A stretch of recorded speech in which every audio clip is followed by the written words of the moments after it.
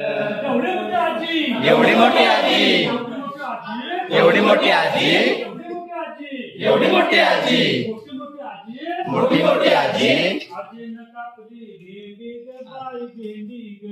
आजीनं कापली भेंडी ग बाई भेंडी ग आजीनं कापली भेंडी ग बाई भेंडी ग आमच्या मामाची शेंडी ग बाई शेंडी ग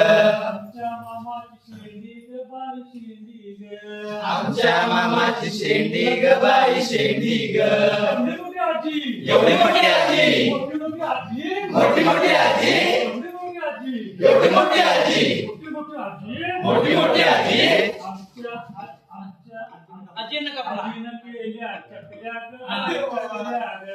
आजीनं केल्या चकल्या ग बाई चकल्या ग